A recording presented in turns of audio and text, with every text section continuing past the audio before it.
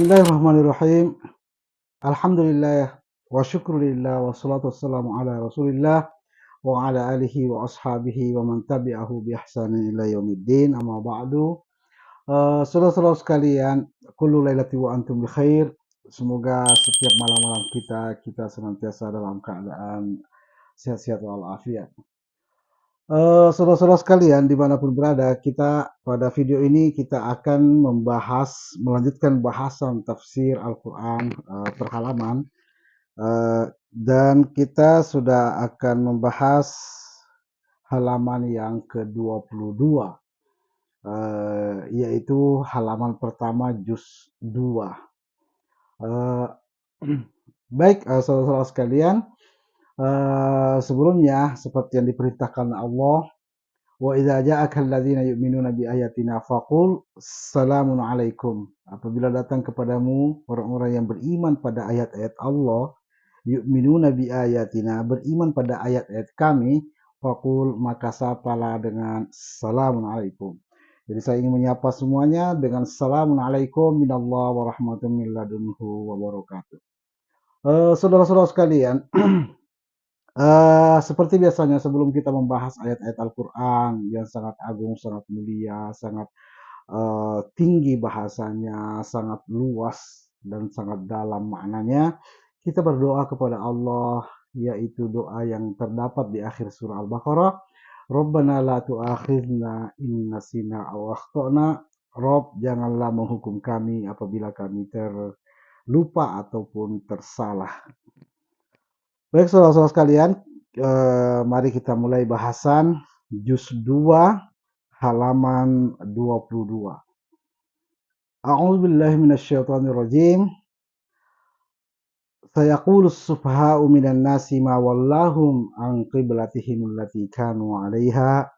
Qul lillahil masyriq wal maghribu yahdi man yasha' ila siratin mustaqim. Kita coba artikan satu persatu dulu. Sayaqulu, akan berkata, jadi akan muncul perkataan, akan berkata as-sufaha'u minan nas, orang-orang bodoh dari kalangan manusia, mawallahum an qiblatihim allati kanu 'alaiha, apa yang membuat mereka berpaling dari kiblat mereka, kiblat yang ada pada mereka. Katakanlah, qul, lillahil masyriq wal maghribu, Allah lah yang memiliki timur dan barat. Yahdi man yasha'u ila siratin mustaqim, Allah lah yang memberikan petunjuk kepada siapa yang dikehendaki pada siratin mustaqim, pada jalan yang lurus. Baik, saudara-saudara sekalian, jadi terjemahan ini sepintas selalu belum memberikan gambaran yang jelas tentang maksud ayat ini. Kita akan coba membahas lebih dalam agar tergambar, agar kita bisa mengerti. Jadi sebagaimana janji jiwa kita, iz qultum sami'na wa ata'na, janji jiwa kita di hadapan Allah dulu berkata sami'na wa ata'na, kami akan mengerti dan kami akan mentaati. Sayaqulus sufaha'u minan nas, jadi akan berkata orang-orang sufaha, jadi bukan orang-orang juhala. Jadi Allah memilih kata sufaha minan nas.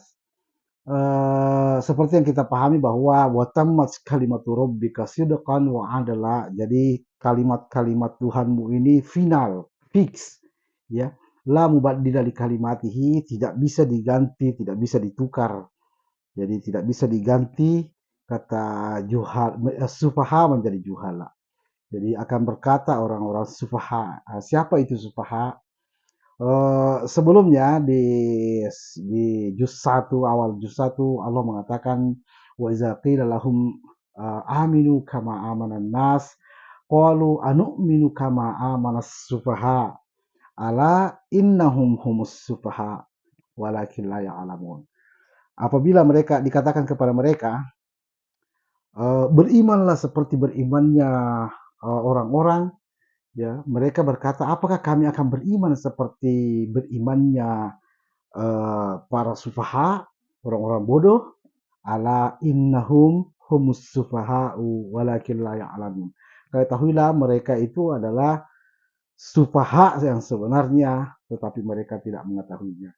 Jadi dari ayat itu kita memahami sedikit bahwa yang dimaksud dengan sufaha oleh Allah Subhanahu wa taala adalah orang yang apabila diajak beriman seperti berimannya manusia, jadi berimannya orang-orang, mereka berkata, "Oh, untuk apa? Untuk apa?" Mereka berkata, "Apakah kami akan beriman seperti berimannya orang-orang bodoh?" Jadi mereka menganggap orang beriman itu orang bodoh, ya. Jadi mereka lah yang sufaha, ya, tetapi mereka tidak mengetahuinya. Jadi orang sufaha adalah orang yang menganggap tentang iman itu adalah bahasan orang-orang bodoh. Beriman itu dianggapnya orang-orang bodoh. Mereka lah orang yang bodoh. Jadi orang yang bodoh itu adalah orang yang menganggap bodoh orang beriman. Jadi saudara-saudara sekalian, eh, iman ya. Jadi iman ya. Jadi agar kita mengerti bahwa orang beriman itu adalah orang yang ulul albab. Jadi orang yang berakal sehat justru ya, bukan orang-orang sufaha. Jadi beriman itu artinya percaya kepada apa yang diturunkan oleh Allah Subhanahu wa taala dalam kitabnya. Mengapa kita harus percaya? Karena kita hidup di dunia ini hanya di dalam sejengkal waktu. Kita hanya hidup dalam secubit waktu ya.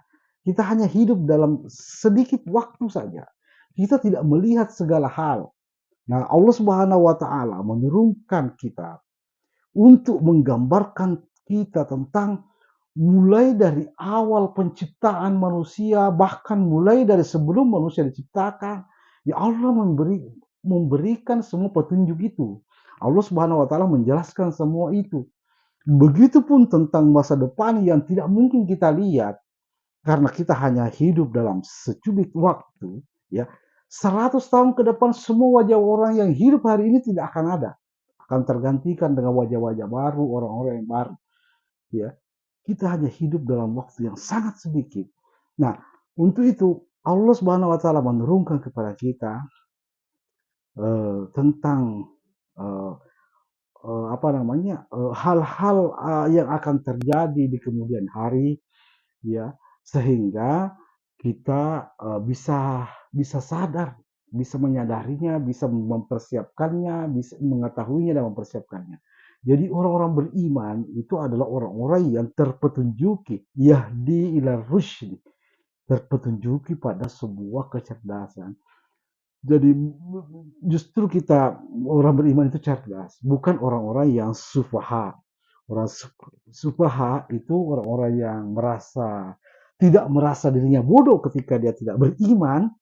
Itulah yang sufaha yang sebenarnya. Jadi saya kulus sufaha'u minan nasi. Akan berkata sufaha, orang-orang bodoh, minan nasi. Kata minan nasi Allah letakkan ini adalah apa namanya, penegasan ya, penggambaran dari Allah. Ini tidak bisa dihapus ya. Kalau dihapus itu akan tidak memberi batasan ya, ya kepada semua makhluk, sufaha pada semua makhluk. Tapi ketika Allah katakan minan nas, itu artinya sufaha dari kalangan manusia. Jadi selain manusia ada ciptaan Allah yaitu jin, ada malaikat. Di malaikat tidak ada namanya sufaha. Malaikat itu semua malaikat itu apa namanya? Yusabbihuna al-laila wa nahar, itu mereka bertasbih kepada Allah siang dan malam, la yafturun, tidak berhenti. Mereka tidak capek, mereka tidak tidur, mereka tidak makan, tidak cari makan, mereka bertasbih kepada Allah Subhanahu wa taala. Jadi tidak ada sufaha dari kalangan malaikat. Jadi yaf'aluna ma yu'marun. Jadi mereka itu la ya'sunallah, tidak bermaksiat kepada Allah. Jadi kemudian melaksanakan apa yang diperintahkan. Itu malaikat. Tidak ada namanya sufaha di kalangan malaikat. Di kalangan jin itu juga tidak disebut sufaha karena sufaha ini artinya banyak. Di jin itu cuma ada satu yang jin yang sufaha, bodoh, yaitu iblis ya. Cuma satu iblis, cuma satu jin bodoh. Allah katakan dalam surah Al-Jin, wa innahu yaqulu safihuna, bukan wa innahu yaqulu sufahauna. Jadi Allah katakan safihuna ya, alallahi syatata, sungguh eh, yang bodoh dari kami, jin bodoh dari kami, yaitu satu jin, yaitu iblis, itu telah berkata yang tidak-tidak kepada Allah Subhanahu wa taala. Jadi jin sudah mengeluarkan perkataan-perkataan yang tidak-tidak kepada Allah, ya minta jin minta agar tidak dimatikan, ya jin Rabbi fanzurni ila yaumi ba'tsun. Jadi Rob, berikanlah saya tangguh untuk hidup sampai hari kebangkitan. Jadi dia tidak mau mati. Wah, ini namanya betul-betul sufaha. Betul-betul bukan sufaha ya, karena jin satu saja, itu safihuna. Jadi safihuna. Jadi safihun ini mufrad, sufaha ini artinya jamak. Jadi penggambarannya secara tidak langsung Allah Subhanahu wa taala menggambarkan bahwa tidak ada sufaha di kalangan malaikat, di kalangan jin cuma ada satu yang bodoh yaitu iblis, tetapi di kalangan manusia itu banyak yang bodoh. Jadi banyak yang sufaha. Di antaranya dalam surah Al-A'raf ya. Jadi Allah katakan iza qara'nahu fattabi' qur'ana tsumma inna 'alaina bayana. Apabila ada kandungan Al-Qur'an, ikuti kandungannya pada ayat-ayat yang lain karena di sana akan memberikan penjelasan. Di dalam surah Al-A'raf ya, Nabi Musa berkata, "Atuhlikuna bima fa'alas sufaha'u minna." Ya. Rob, apakah engkau akan membinasakan kami karena apa yang telah dilakukan oleh sufaha'u minna, jadi oleh orang bodoh di antara kami. Jadi as-sufaha itu, jadi ada minan nas dari manusia, ada minna dari kaum ya, dari kaumnya Musa. Jadi dari kaumnya Musa itu banyak sufaha. Jadi ini penggambaran lagi tentang Bani Israel, bahwa Bani Israel itu adalah uh, kalau tidak kafir, yakfuruna bi ayatillah, mereka itu sufaha. Jadi dua status yang sudah disematkan Allah terhadap Bani Israel. Jadi biannahum yakfuruna bi ayatillah, karena mereka mengkafiri ayat Allah. Ya, yang kedua sufahau minna, melalui lisan nabinya, lisan Musa alaihissalam. Nabi mereka yang berkata, atuhlikuna bima fa'ala sufahau minna. Apakah engkau ya Allah akan membinasakan kami karena perbuatan sufahau minna, yang bodoh, orang-orang bodoh dari kami, dari kalangan Bani Israel. Jadi saudara-saudara sekalian, saya kulus sufahau, akan berkata orang-orang sufaha itu, dan tentunya yang ditunjuk langsung lebih banyak itu adalah dari Bani Israel. Mawallahum an qiblatihim allati kanu 'alaiha. Apa yang membuat uh, membuat mereka berpaling dari kiblat mereka. Saudara-saudara sekalian, jadi seperti yang diketahui ya, semua orang mengetahui sejarah Islam telah bercerita bahwa kiblat pertama umat Muslim itu adalah Masjid Al-Aqsa. Jadi ketika uh, ketika sholat itu berkiblat di Masjid Al-Aqsa di awal-awal perintah sholat, jadi yaitu di masa setelah Isra Mi'raj ya, uh, sampai sampai hijrah Nabi, sehingga di Madinah itu ada Masjid Qiblatain ya, ada Masjid Qiblatain, masjid dua kiblat. Karena di masjid itu sementara sholat lalu turun wahyu untuk mengubah kiblat ke Masjidil Haram. Saudara-saudara sekalian, Berkomentar orang-orang sufaha ini. Jadi berkomentar, sufaha-sufaha ini berkata, saya kurus sufaha. Jadi berkomentar para sufaha itu, apa yang membuat mereka berpaling dari kiblat mereka. Jadi kiblat umat muslim, jadi seperti dijelaskan pada halaman sebelumnya bahwa kita ini umat muslimatun, kita ini millata Ibrahimah, kita ini bermillah kepada Ibrahim, kita ini anak cucunya Ibrahim, bukan anak cucunya Israel. Kiblat kita tentunya adalah Baitullah yang dibangun oleh Ibrahim. Izarfa Ibrahimul Qawaida. Ingatlah ketika Ibrahim membangun uh, bangunan Al-Bait ya, Baitullah yaitu Ka'bah.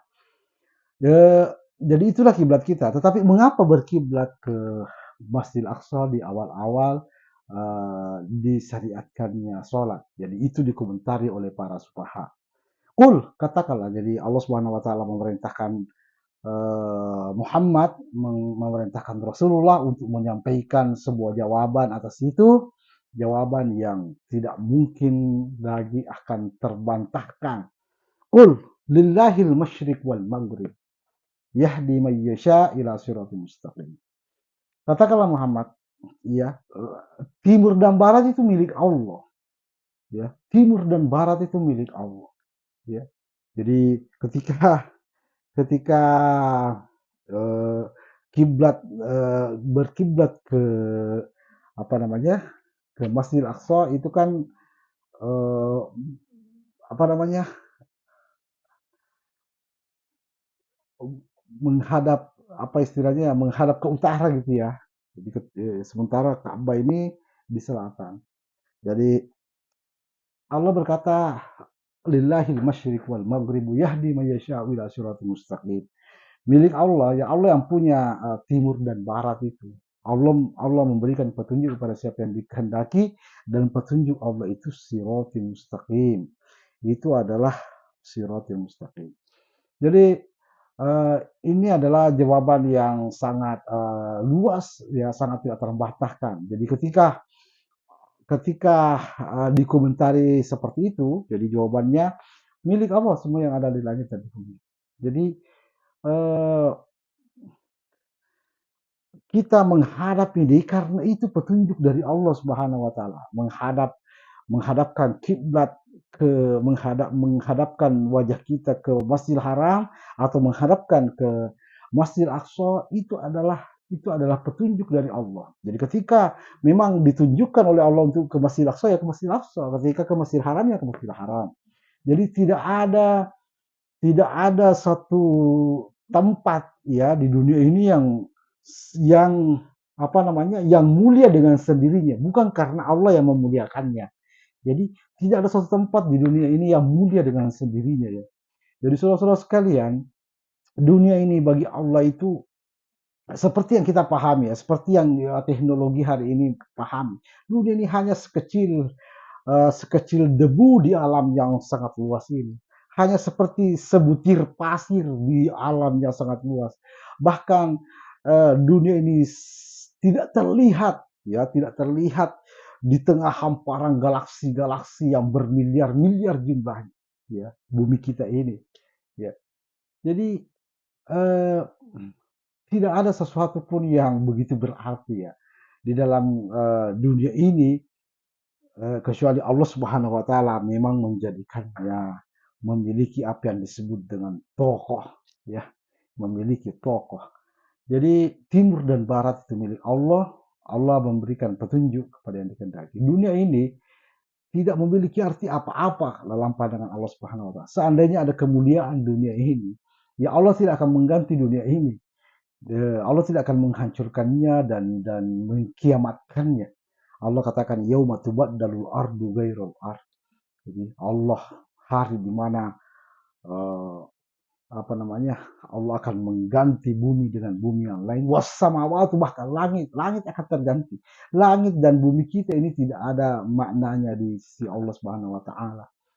Jadi eh, Jabal Arafah ya, Gunung Arafah, Jabal Arafah yang kalau orang berhaji itu wukuf di sana ataupun Tur Sina ya, Bukit Tursina, tempat Musa mendapatkan kitab Taurat, itu tidak ada artinya apa-apa seandainya Allah Subhanahu wa taala tidak memberi petunjuk tentangnya. Jadi eh, hari di mana Allah seandainya memiliki arti, ya tentu Allah tidak akan menghancurkannya. Namun hari Al-Qari'ah, wa ma adraka mal Qari'ah, tahukah kalian apa itu Al-Qari'ah? Ya, yauma yakunun nasu kal farashil mabthus wa takunu jibalu kal ihnil manfus. Hari di mana gunung-gunung semuanya akan berterbangan seperti kapas. Jadi Jabal Rahmah, Tursina semua akan berterbangan seperti kapas. Tidak memiliki nilai apa-apa di sisi Allah. Jadi untuk itu eh, apa yang membuat kami berpaling dari satu kiblat ke kiblat yang lain itu karena petunjuk dari Allah Subhanahu wa taala. Yahdi man yasha'u ila siratal mustaqim. Jadi mereka memang sufaha. Jadi mereka memang sufaha, mereka memang tidak tahu apa-apa, mereka memang orang bodoh. Ya, mereka berkomentar seolah-olah mereka mengatakan, "Oh, kamu salah karena meninggalkan kiblatmu." Baik, saudara-saudara sekalian, kita lanjutkan pada ayat selanjutnya. Wa kadzalika ja'alnakum ummatan wasatan litakunu syuhada'a 'alan nas wa yakuna rasulu 'alaikum syahida.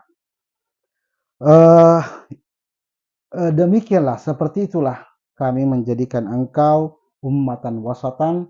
Jadi kami menjadikan engkau, menjadikan kalian ummatan wasatan, umat pertengahan. Litakunu syuhada 'alan nas, agar menjadi saksi atas seluruh manusia. Wa yakuna rasulu 'alaikum syahida, dan menjadikan rasul sebagai syahida. Dan rasul sebagai saksi atas kalian. Baik, terjemahan sampai di sini mungkin belum tergambar. Maksudnya, wa ma ja'alna al-qiblata allati kunta 'alaiha illa lina'lama may yattabi'ur rasula mimman yanqalibu 'ala aqibai. Jadi jawaban spesifik ini ya. Wa ma ja'alna al-qiblata allati kunta 'alaiha. Kami tidak menjadikan kiblat ya yang engkau baru saja berkiblat kepadanya, illa lina'lama may yattabi'ur rasula mimman yanqalibu 'ala aqibai. Itu adalah untuk mengetahui siapa yang mengikuti Rasul dan siapa yang berpaling balik ke belakang, jadi memperlihatkan punggungnya, jadi berbalik.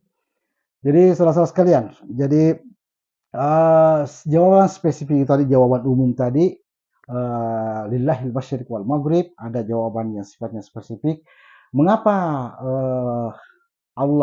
mengapa berpaling dari kiblatnya ke mengarah kepada Masjidil Aqsa?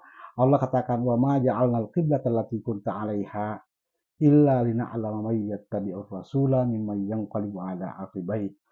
Jadi Allah Subhanahu wa taala ingin ingin mengetahui siapa yang mau mengikuti Rasul ini, yaitu Rasulullah Muhammad SAW. Jadi kalau berkiblat Muhammad kepada Ibrahim, ya itu sudah pasti mereka tidak mau mengikutinya karena memang mereka bukan zuriyah Ibrahim, mereka zuriyahnya Israel ya. Jadi ada alasan untuk tidak mengikuti Muhammad karena ada zuriyah yang berbeda.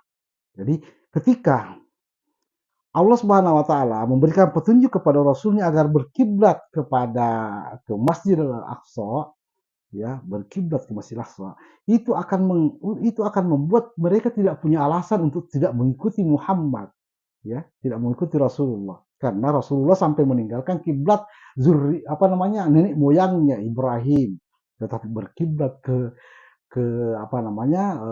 Ardul Muqaddas, ke Masjidil Aqsa, itu agar membuat mereka itu untuk mengetahui siapa di antara mereka memang yang mau mengikuti Rasul, mayyat tabi'ur Rasul, lina alama mayyat tabi'ur Rasul, untuk mengetahui siapa yang mengikuti Rasul.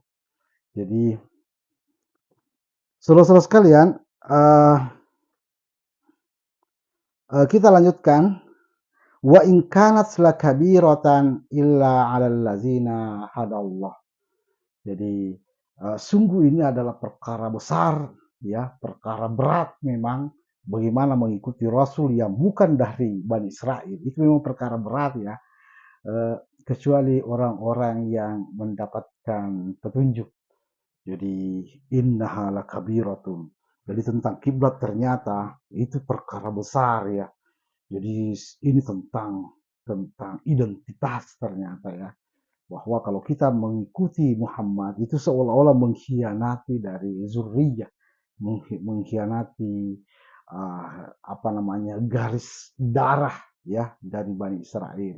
Jadi Rasulullah SAW diberikan petunjuk oleh Allah agar berkiblat ke Masjid Aqsa, agar mengetahui siapa dari mereka itu yang hendak yattabi'ur rasul, dan ini adalah perkara besar.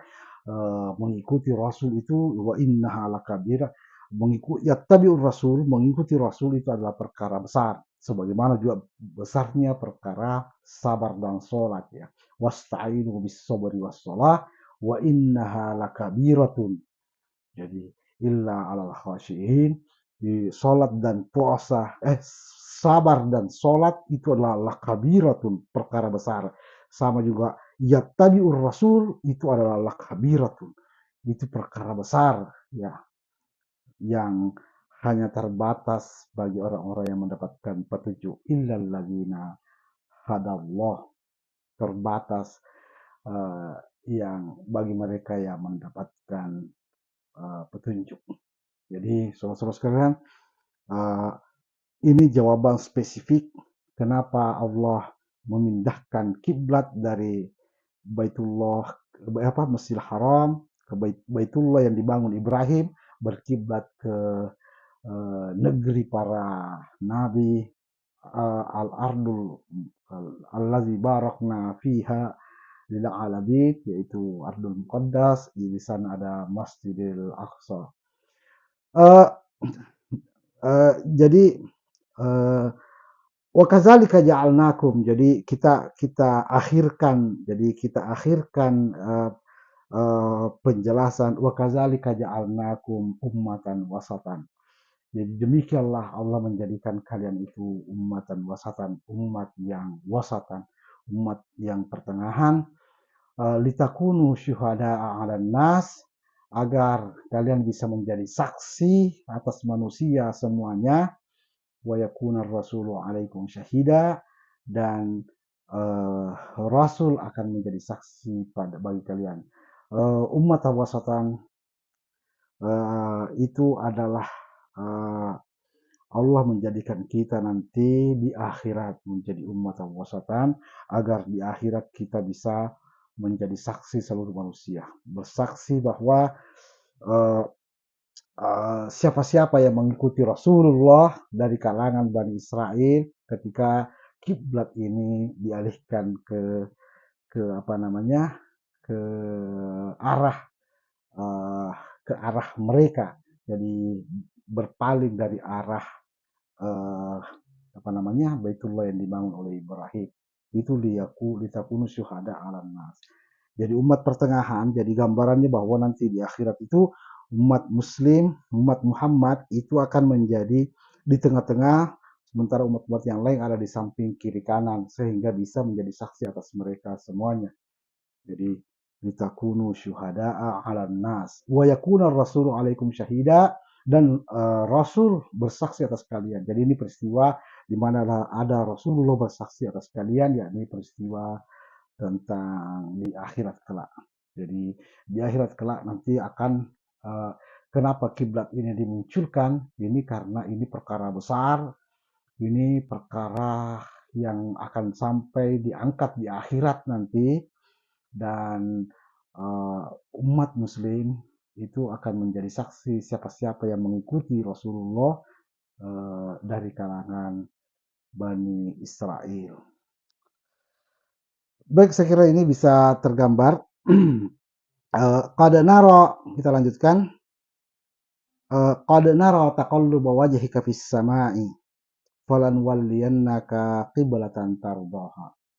Eh, Qad nara taqalluba wajhika fis sama. Kami melihat engkau Muhammad seringkali menengadahkan muka ke langit ya, wajah ke langit. Ini mungkin penggambaran tentang bahwa Rasulullah Shallallahu Alaihi Wasallam ketika berkiblat ke apa namanya, ke Ardul Muqaddas, ke Masjidil Aqsa, eh, Rasulullah juga punya perasaan ya, yang merasa kok saya ya, kok saya ini tidak berkiblat pada kiblat bapakku ya, millata abikum Ibrahim ya, kenapa kok tidak. Jadi ada juga perasaan itu, namanya juga manusia ya, dia juga ada perasaan itu. Karena atau kalau wajah ke sama, jadi Rasulullah SAW menanti-nanti, menengadahkan wajahnya, menanti-nanti dari langit itu ada instruksi untuk kembali berkiblat kepada Baitullah yang dibangun oleh nenek moyangnya, yaitu Ibrahim. Jadi falan walliyannaka qiblatan tardaha. Jadi Allah katakan maka berpalinglah, maka beralihlah kembali pada kiblat yang engkau ridhoi. Jadi setelah kurun waktu berapa ya, 2 tahun lebih itu uh, ada turun instruksi fawalli wajhaka qiblatan tardaha, arahkan, jadi arahkan, palingkan, arahkan balik kanan ya, arahkan wajahmu kepada kiblat yang engkau ridhoi. Jadi kiblatan tardoha, jadi ini memberikan gambaran. Jadi sebelumnya, seperti sebelumnya, eh, kata ridho itu adalah kata yang apa namanya, yang selalu menggambarkan tentang akhir ya. Jadi pada akhirnya Allah Subhanahu wa taala menyuruh Rasulullah sallallahu alaihi wasallam, menyuruh umat muslim untuk eh, untuk mengubah haluan kiblatnya kepada kiblat yang diridhoinya, kiblat dari nenek moyangnya, kiblat yang dibangun oleh Ibrahim. Jadi wa iz yarfa'u Ibrahim al-qawaida minal bait. Jadi akhirnya berkiblatlah ke apa namanya, ke Masjidil Haram. Baik, fawalli wajhaka syatral Masjidil Haram. Maka fawalli, jadi balik kanan ya. Jadi hadapkanlah wajahmu ke arah Masjidil Haram. Jadi eh, walla itu artinya balik jauh ya. Jadi kalau misalnya dari kiri itu balik, walla itu artinya langsung balik ke kanan. Bukan bukan sekedar 10 derajat, 20 derajat, 40 derajat berbalik, tapi 180 derajat namanya walla, berbalik jauh. Jadi dari tadinya menghadap ke apa namanya, ke utara, akhirnya menghadap ke selatan karena Madinah posisinya di utaranya Mekah. Baik, uh, wahai suma kuntum fawallu wujuhakum syatrah, dimanapun kalian berada maka hadapkanlah wajahmu ke arah Masjidil Haram. Jadi yang di barat, jadi yang di barat itu berarti dia menghadap, yang di baratnya Mekah, di baratnya Ka'bah berarti dia menghadap ke timur, yang di timurnya Mekah seperti negeri seperti Indonesia itu oh, menghadapnya ke barat ya, berarti makanya di Ka'bah itu ada namanya rukun Yamani, ada namanya rukun Iraki ya, ya arah dari Yaman, arah dari Irak. Jadi fawalli wahai semua kuntum fawallu wujuhakum syatrah, dari dimanapun kalian berada maka hadapkanlah wajahmu ke Masjidil Haram. Wa innal ladzina utul kitaba la ya'lamuna annahul haqqu min rabbihim. Adapun tentang utul kitab, tinggalkan mereka, mereka juga tahu bahwa itu adalah kebenaran yang datang dari Tuhan. Jadi tidak akan berkata lagi seperti perkataannya orang bodoh, ma wallahum an qiblatihim. allati kanu 'alaiha. Apa yang membuat mereka berbolak-balik dari kiblat yang satu ke kiblat yang satu lagi, itu tidak akan muncul lagi seperti itu karena orang-orang orang-orang utul kitab. Jadi dari kalangan Bani Israel yang mendapatkan kitab, jadi utul kitab yang beriman pada kitabnya, itu tahu kiblatnya uh, umatan muslimatan, tahu kiblatnya umat muslim. Jadi ketika umat muslim kembali ke kiblatnya, mereka tahu itu memang kebenaran, itu memang kiblatnya. Kiblat yang mereka berkiblat ke Masjid apa namanya Masjid Aqsa, ke kiblat mereka itu hanya karena mau melihat siapa yang yattabi'ur rasul, siapa yang mengikuti rasul. Baik, wa mallahu bighafilin amma ta'malun. Allah tidak akan lupa apa yang mereka lakukan. Selanjutnya, wala in ataital ladzina utul kitaba bikulli ayatin ma tabi'u qiblataka. Jadi ini pernyataan dari Allah tentang utul kitab. Wala in ataita alladzina utul kitaba, meskipun, jadi kalaupun engkau mendatangkan kepada utul kitab bikulli ayat, semua ayat, semua tanda, ya, untuk mengajak mereka beriman, mata bi'u kiblataka, tidak akan mereka mengikuti kiblat. Jadi ini Allah memberikan sebuah penggambaran bahwa bahwa Bani Israel, ya, yang uh, setelah Musa mendapatkan kitab, ya, Ahlul Kitab, setelah mendapatkan lagi Injil, ya, itu kemudian mereka disebut utul kitab, jadi orang-orang yang didatangkan kitab kepada mereka, itu tidak akan ikut pada kiblatmu walau semua ayat diberikan. Jadi satu ayat diberikan, yaitu bahwa Muhammad dan pengikutnya berkiblat ke mereka, itu sebagai tanda agar mereka mau mengikuti Rasul, tapi mereka tidak ikut. Walaupun banyak sekali ayat, semua ayat diberikan kepada mereka, itu tidak akan berguna, mereka tetap tidak akan berkiblat kepada Ibrahim. Jadi kiblatnya Ibrahim. Padahal mereka mengatakan Ibrahim itu katanya Bani Israel. Jadi ini klaim klaim mereka itu berbanding terbalik dengan sikap mereka. Jadi kalau kalau dilihat dari halaman-halaman sebelumnya, Allah Subhanahu wa taala telah menyampaikan bahwa mereka itu mengklaim Ibrahim itu sebagai Bani Israel. Lalu kalau Bani Israel benar-benar Ibrahim, anak cucu Ibrahim ini sampai Yakub itu benar-benar Israel, mengapa tidak mengikuti kiblatnya? Jadi mata bi'au kiblataka, tidak akan mengikuti kiblat kalian. Kenapa?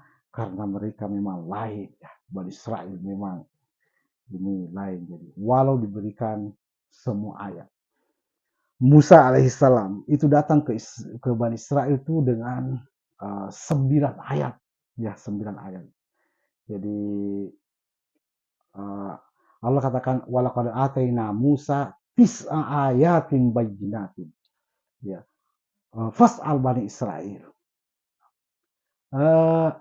Nabi Musa itu diberikan oleh Allah itu 9 mukjizat, 9 tanda bahwa dia adalah rasul, dan tanyalah Bani Israel tentang tanda itu. Jadi tanda itu, tapi mereka tetap tidak beriman kepada Musa. Jadi fa'arsala alaihim tufan, diberikan jarod, diberikan belalang, diberikan wal kummal wad dafadi, diberikan tanda-tanda berupa kutu, kemudian ad-dafadi, kemudian apa namanya, katak, wadam. Jadi itu 5 ayat, kemudian tongkat dan tangan Musa itu.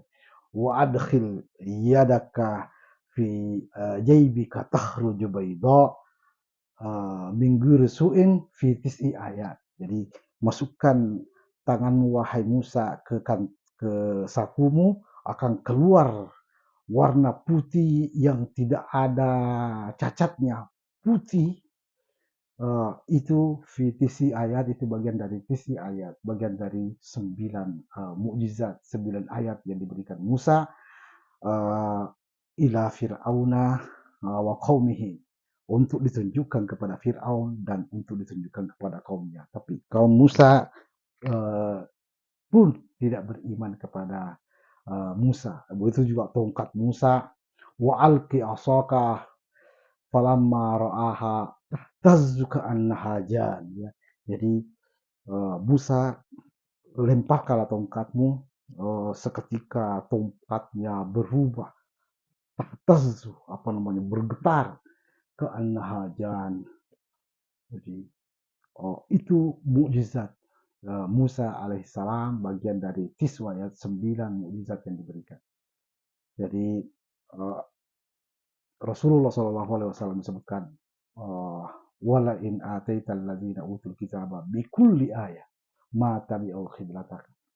Jadi walaupun Muhammad engkau memberikan, engkau datang dengan semua mukjizat, semua tanda, tidak akan tidak utul kitab itu tidak akan mengikuti kiblat. Jadi saya kulus sufaha, jadi sufaha yang masuk di situ adalah sufaha dari Bani Israel. Jadi seperti kata Musa, atuhlikuna bima fa'ala sufaha minna.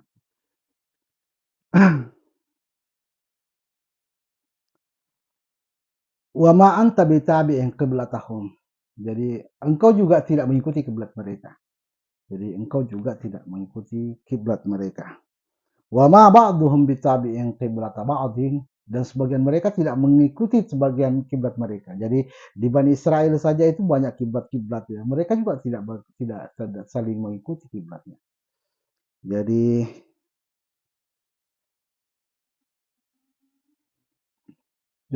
ini kiblat. Jadi kiblat ini perkara besar ya. Jadi wa in kanat lakabiratan, kiblat itu adalah perkara besar. Jadi seperti sholat dan sabar itu wa innaha lakabirah, jadi perkara besar. Jadi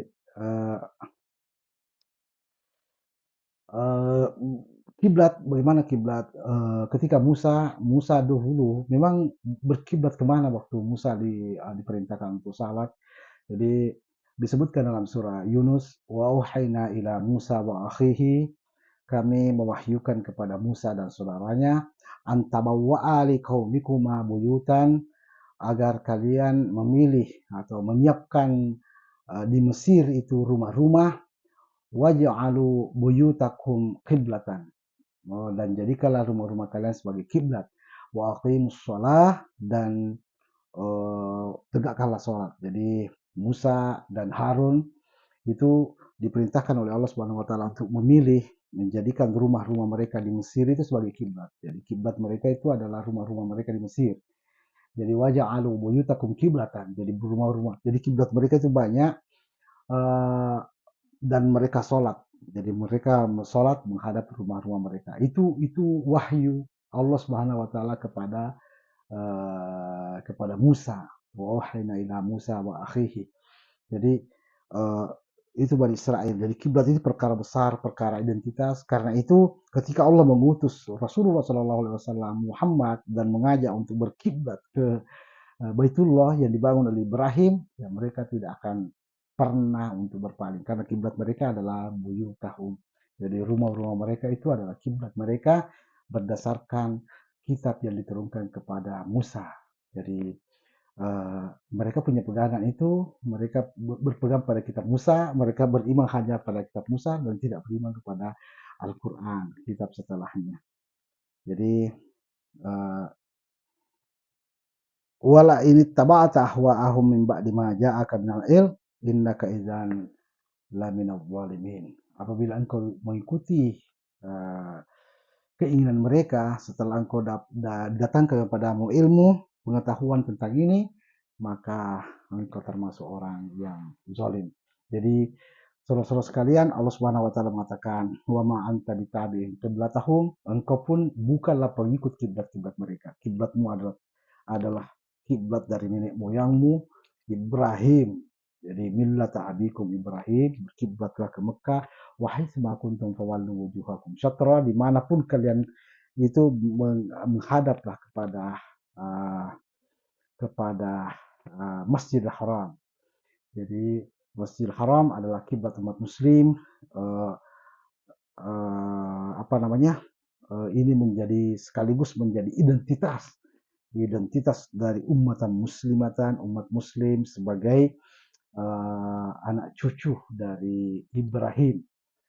Adapun Bani Israel itu mereka tidak akan mengikuti kiblat kita karena memang mereka hanya percaya pada kitab yang diturunkan kepada mereka, yang terlepas dari kitab itu sudah banyak sekali dituliskan oleh setan-setan mereka, penambahan-penambahan, hurafat-hurafat. Tapi mereka hanya percaya Taurat, mereka hanya percaya Injil dan tidak percaya pada Al-Quran, tidak percaya kepada Rasulullah.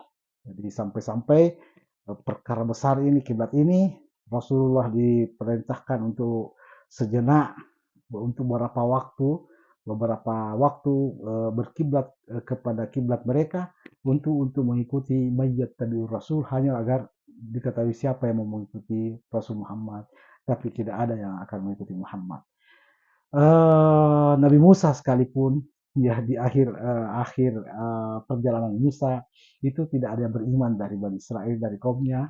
Musa berkata, Rob, ma amliku illa nafsi wa akhi, saya tidak punya siapa-siapa kecuali diriku dan saudaraku Harun. Jadi betul-betul tidak ada yang beriman dari kaumnya. Jadi ini adalah kaum yang kafir, representasi dari kekafiran dan kesufahaan dan kebodohan. Syukran lakum jami'a wa sallallahu ala Muhammadin wa salamun ala mursalin walhamdulillahi rabbil alamin. Wassalamualaikum warahmatullahi wabarakatuh.